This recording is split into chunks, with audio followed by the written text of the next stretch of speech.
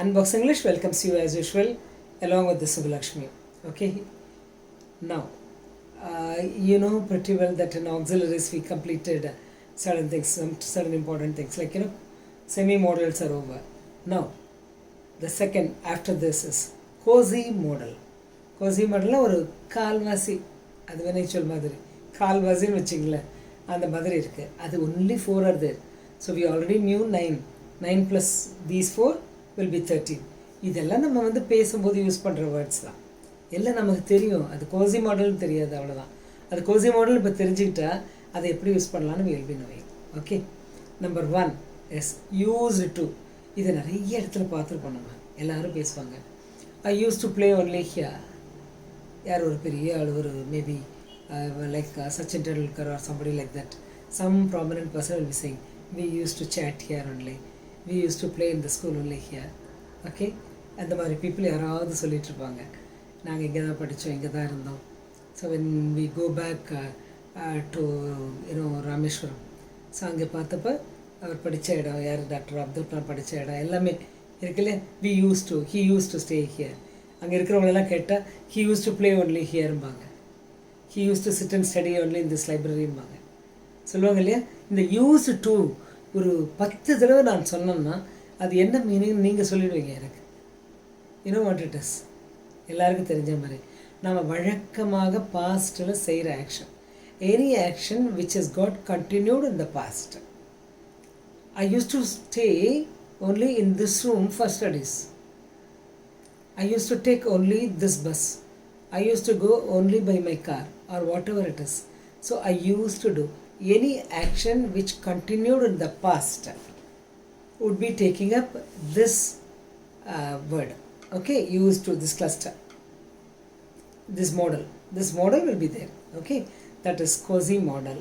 So remember, whenever you want to say something about the past which continued in the past, so we'll be having this particular cluster.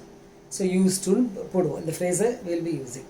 So remember that. Okay, sometimes it is used to also is there, use அப்படி கூட வருது. அது வர்ற கான்டெக்ட்கள் வேறு. இப்போ நான் what we learn is only quasi modal, அதனால் அதை பற்றி இப்போ நமக்கு தேவையில்லை. So we let us learn only this. Okay, similarly there is one more சம்மந்தமே இல்லாத வார்த்தை, நீடுன்னு ஒரு வேர்டு. அந்த நீடுங்கிறது நம்மளை பொறுத்தவரையில் கோசி மாடலாக இருக்குது.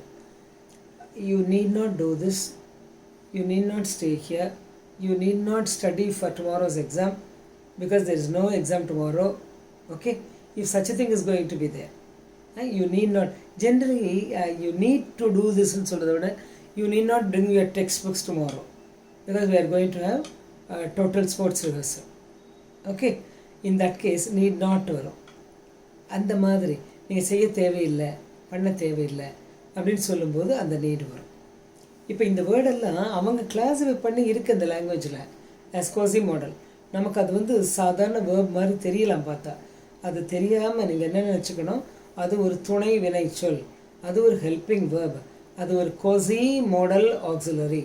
Let us know quasi modal auxiliary. So quasi modal auxiliary மொத்தமே 4 தான். அவ்வளோ பெரிய லாங்குவேஜ் 4 தான் இருக்குது. அந்த 4ல் ஒன்று தான் யூஸ் டு முதல்ல சொன்னேன், இப்போ செகண்டு நீட் சொல்லியிருக்கேன். ஸோ இதை ரிப்பீட்டடாக சொல்கிறதுக்கு காரணம் இந்த 4 வேர்ட்ஸ் மஸ்ட் பி மெயின்டைன் இந்த மைண்டை நம்ம அப்படியே வச்சுருக்கணும். அதை அடுத்தது வந்து டேர். ஓகே, இந்த டேருங்கிற வார்த்தை நமக்கு நல்லா தெரியும். How dare you utter such a word, அப்படி ஒரு வார்த்தை எப்படிடா சொன்னேன்.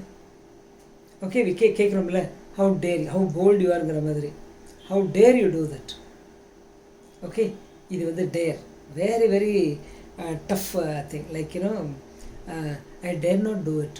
ஒரு பாவம், ஒரு சாது குழந்தை இருக்குது, அந்த குழந்தைக்கு வந்து நீ அந்த ரூமில் போய் தனியாக படணும். I dare not sleep alone in that room, there may be lizard, there may be a cockroach, no I don't, I dare not sleep there alone. Okay, பயம். ஆக எனக்கு தைரியம் இல்லை. டேர் நாட்னு சொல்லும்போது நெகட்டிவ் ஆகிடும், டேருங்கும் போது பாசிட்டிவாக இருக்கும். எதுவாக இருந்தாலும் அது நம்மளை பொறுத்தவரையில் கோசி மாடல் தான். Okay, so 3 things are there. The last one is of course important one, ought to. OUGHT.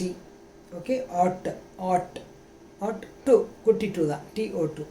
Okay, இது ஏன் குட்டி டூன்னு சொல்கிறேன்னா, people sometimes may mistake this to for TO, இது லாங்கர் டூ. நோ, அது வந்து நம்மளை பொறுத்தவரை பிக்கர் டூ, இது குட்டி டூ. ஸோ இது ஈஸி ஐடென்டிஃபிகேஷன், ஸ்மால். ஓகே, குட்டி டூ.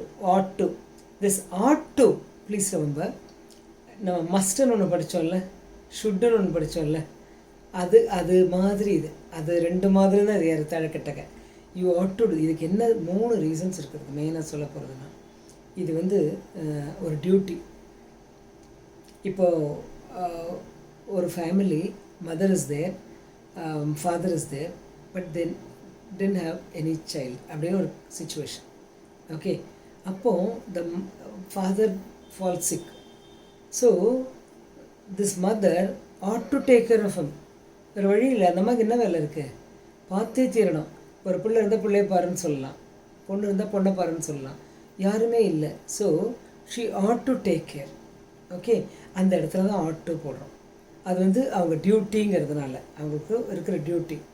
அதே மாதிரி there is no other goன்னு வரும்ல, we go somewhere, so all of a sudden they declare, okay, they declare curfew.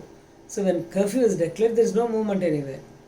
So you know, it's a very remote place maybe, and you are staying there, there is no other, you don't have any relatives or anybody, you were there only in the railway station somewhere, but you had to make some other way only, you know, you had to stay. So அப்போ அதுக்கு என்ன பேர், you ought to stay there. Okay, you ought to stay there வந்துச்சு பார்த்தீங்களா, அந்த ought to. அதுக்கு என்னென்னா வேறு வழி இல்லை, no other go, you have to do, you have to doங்கிற மாதிரி தான் அது. அந்த இடத்துல there is no other go. Okay, so ought to, as I told you, it shows your duty, responsibility, as well as inability to do other things. Okay, வேறு எதுவும் பண்ணுறதுக்கு there is no other goங்கும் போது அதை தான் use பண்ணுவோம்.